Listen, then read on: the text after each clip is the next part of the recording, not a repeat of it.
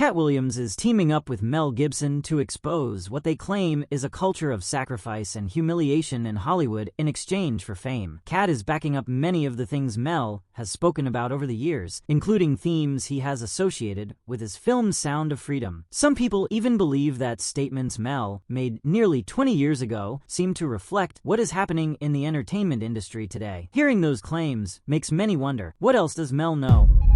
He says, in New York, you might get mugged or, they'll say F you or, whatever. But in Los Angeles, it's kind of like they want to sacrifice you.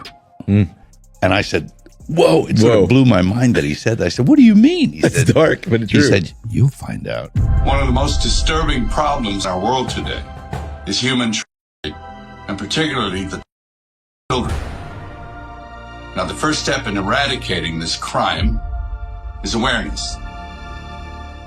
Go see Sound of Freedom. Mel Gibson began acting at a very young age, and he has claimed that some of the things he witnessed in the industry were deeply disturbing. According to these accounts, casting couch culture, humiliation rituals, and parents allowing directors to overstep boundaries with their children were among the issues he observed. Some believe these experiences pushed him away from Hollywood for a period of time. Since returning, many of the projects he has supported have focused on exposing abuse and exploitation. Mel has repeatedly suggested that many of the dark stories people hear about Hollywood are real, and that serious misconduct exists within the industry. I'd had a gut full of the whole industry. I mean, it's a very strange place, Hollyweird Wood. But it's an odd place. And you imagine all these horror stories there that you think, boy, it seems as if I'm being sacrificed over here. No, that couldn't be true. And then you realize that it is true.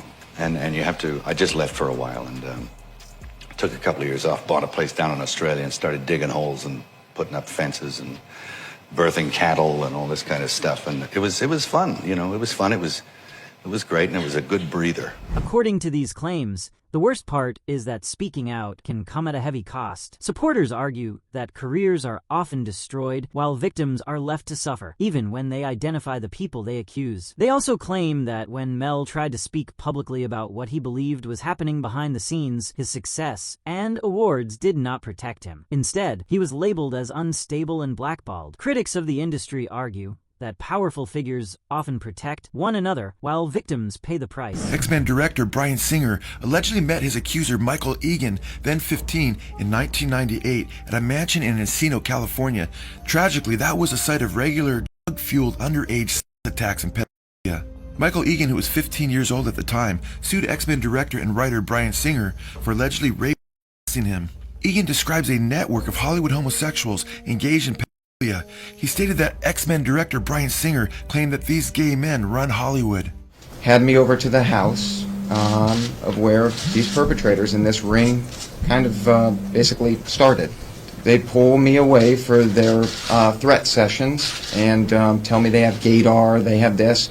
At the end of the day, if you don't keep the members of this group happy, we control Hollywood, we can eliminate you, we will eliminate you. Threat after threat after threat. At the house I've had drugs put in drinks. I had liquor poured down my throat from being where there were rules in the house of no swimsuits, no clothes out by the pool area. I was raped numerous times in that house by numerous individuals, various types of sexual abuse all throughout that house. It was just something you were like a piece of meat to these people, and they'd pass you around between them.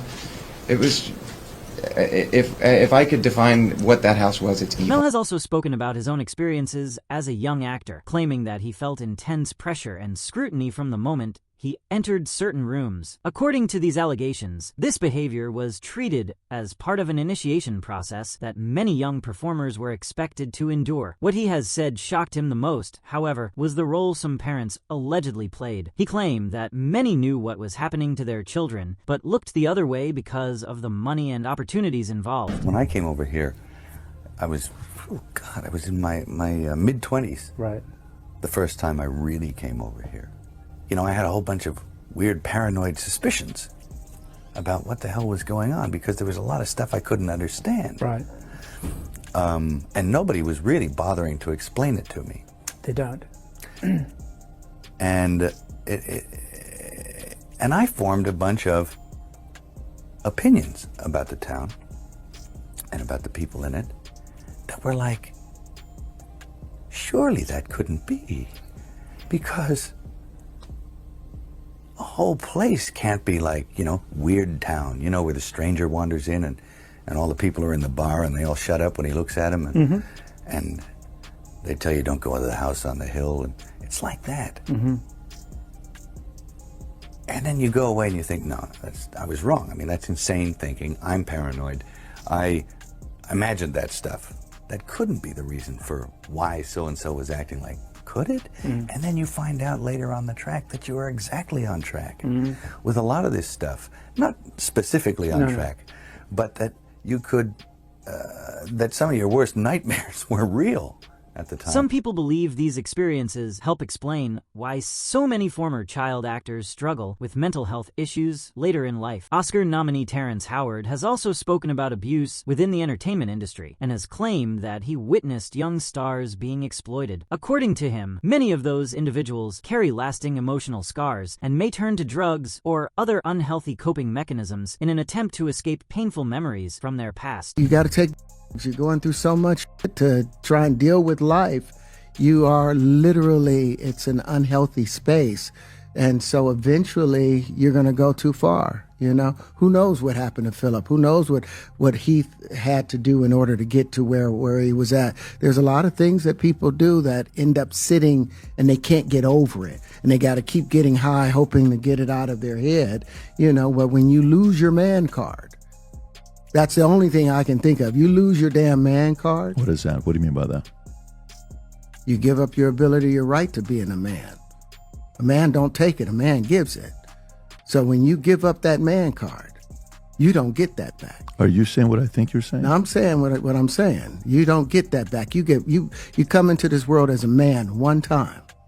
You give up that right for anything, for fear of being hurt, fear of somebody doing something, for wanting to gain something. When you give up that man card right, you lose some spiritual energy that has always been pushing through. Like if a woman gives up her womanly right of being a mother and taking care of her family and do all those things, when you give up those things, but when you give up your manhood, I've never seen somebody recover from it. That was all the people that went to the puffy parties. That was all the people that did all those things thinking that there was never going to be a consequence for what they were doing. Got punked out and pimped out by some greater desire. You shouldn't have a greater desire than being a man. So I believe that's a big problem with a lot of the actors out there, because they get fluid. And next thing you know, once you go fluid, it's gone.